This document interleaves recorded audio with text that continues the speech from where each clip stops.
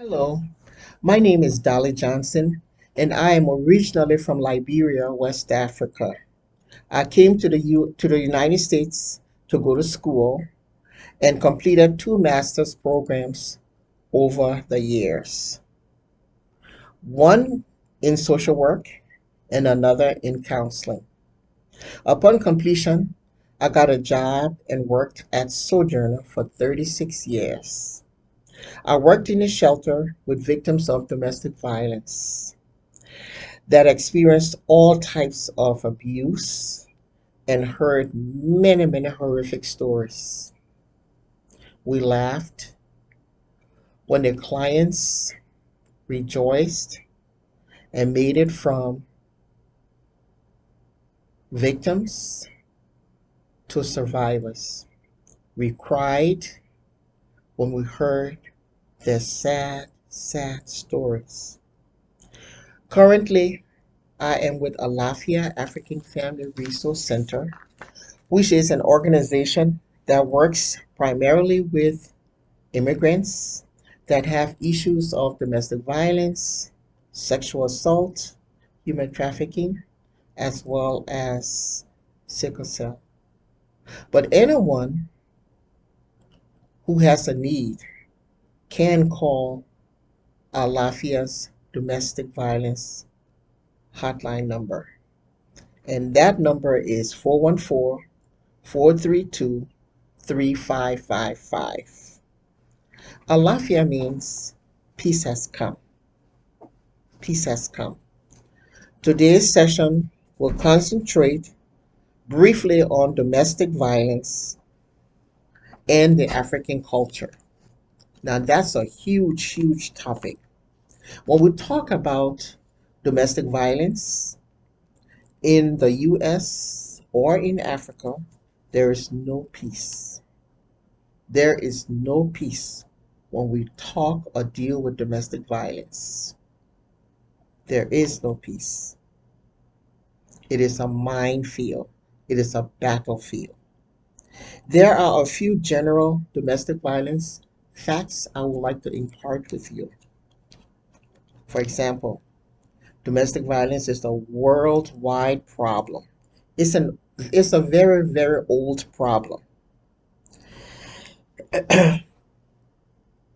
And one with the African continent being as huge as it is, has its own share of domestic violence issues. And those issues cannot be addressed in its entirety in 30 minutes or less. Another fact, every 9 seconds, a woman is abused or assaulted in the United States. That is huge. That is huge. Africa does not have such a statistics available. Because Africa is so huge, the focus will be on a few countries. Not because these countries have more or see more domestic violence issues than others, but only because I thought it would be easier to understand and to follow if we did one country from the east, a country from the west, a country from the north, and a country from the south. For example, in Kenya, which is in Eastern Africa, it is stated that the situation of violence against women has gotten very, very severe since 2014. And 41% of women experienced physical or sexual violence from their husbands or partners. Rest assured that that number is low. In Ghana, for example, which is in West Africa, Ghana is considered the second safest country in Africa. Well, it has been stated that Ghana is very unsafe for women. Travelers and visitors can move around throughout the country safely and feel secure, but women are not safe and cannot be at peace due to domestic violence or partner abuse. And that is so, so sad. Morocco, which is in North Africa, it is stated that violence against women have increased about 31.6% since about March 2018, 2019. This is around COVID time, of course, to the point where there was a shutdown. They have now joined the world. They have now joined the world, and a coalition has been established to fight against domestic violence. So they do want to do something about the issue of domestic violence. South Africa, which is at the southern tip of Africa, is reported to have the highest number of cases of violence against women around the world. This is mind boggling. However, they too have been taking some positive steps to address the problem. And those steps involve the criminal justice systems and even have established shelters and safe homes for women and children that are going through domestic violence. I was fortunate enough in 1998 to go with a team from Milwaukee to visit 5 cities in South Africa, including Johannesburg. And we did presentations in all these cities with our South African counterparts.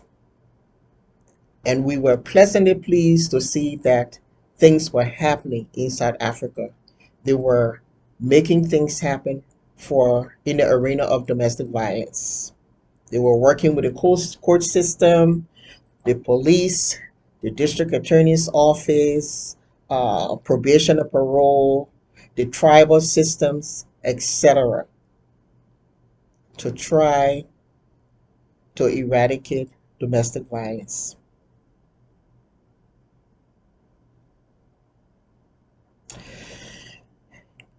It is my belief that the numbers reported in Africa as well as in the US are low, and that they do not reflect the true picture of violence against women. Many victims do not report, whether here in the US or in Africa, in the urban areas or in the traditional settings, do not report domestic violence, at least not easily. And there are many universal reasons. For example, fear. That's a huge universal reason. People are afraid because they have been threatened to be killed, or their children be harmed, or family members be harmed, and therefore uh, are afraid to come forward. Secondly, a lot of women that have children are afraid of losing their children to some kind of a system, welfare system. A third reason, they don't want to be alone. Loneliness is a huge factor in domestic violence. How many of you listening to this presentation really want to be alone? It's human nature to want to be with someone, whether it's a family member or a significant other, to want to be with someone. Fourth, a lot report that that they don't have anywhere to go, or they don't know what the resources are. When we spoke with the women in the shelters that we visited in South Africa, we found that these this information was very similar. Women were afraid. Women did not want to lose their children. Women did not want to be alone. Women said they weren't aware or didn't know what the resources were, didn't have anywhere to go, didn't have any money, and the list goes on. So we saw that the issues that those women were experiencing were not any different from the women that were in the urban areas in Africa or in the traditional setting or here in the United States.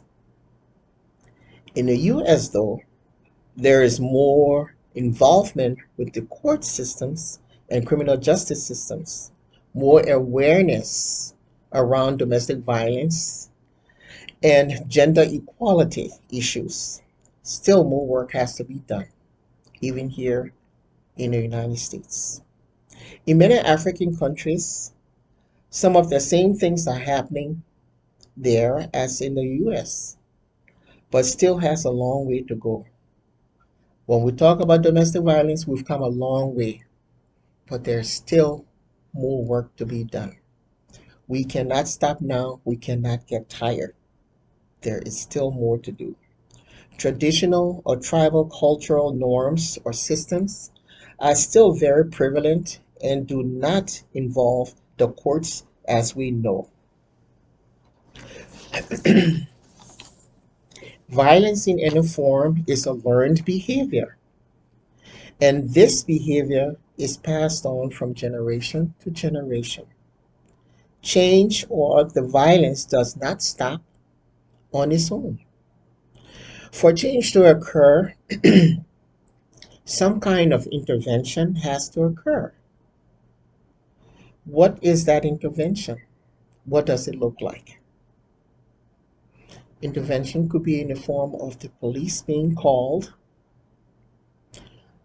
abuser going to jail, restraining orders being filed, the DA's office being involved, the court system, as well as probation and parole, and the list goes on. All have to be active in a DV case in order for change to occur. Taking this a step further, the churches, with appropriate training and messages, the school systems, child welfare systems, and the community at large has to become involved. As they say in Africa, it takes a village to raise a child. It takes a village. It will take a village. It will take a whole community in order for domestic violence to change. This is extremely difficult in many African cultures as they are dealing with so many barriers. For example, educational, languages, transportation, all present these women that are experiencing domestic violence. Also, families will get involved once they are aware. African families are very close knit, and in this culture, when a woman is being abused, when a woman is getting married, first of all, in a traditional setting, a dowry or bride price is paid to the bride's family. So when domestic violence in any shape or form occurs, the woman's family will get involved once they are aware of the situation. They will try to mediate and then try to refer or get the tribesmen, councilmen, etc. involved. And if that doesn't work, then the matter is taken to other elders for intervention. If that still does not work, then the marriage is dissolved and the bride price or dowry has to be returned. There exists a system of deep African traditions and beliefs working as we have come to know. Western norms are different from our African norms and therefore leaves us with a lot of work that has to be done in the area of domestic violence. It is my hope that one day all of Africa will be free of domestic violence, that African women that are victims will one day move from being victims to survivors, and from survivors become thrivers. If you, an African female, or you are being abused in any shape or form, please know that it is not your fault. And you don't have to suffer alone. Take courage and tell someone and call the Alafia Family Resource Center's 24-hour hotline. That number again is 414-432-3555. Once again, 414-432-3555. Thank you for your time. Thank you for listening. And I hope that you feel empowered if you are in an abusive situation. I hope you feel empowered enough to call. Thank you for your time.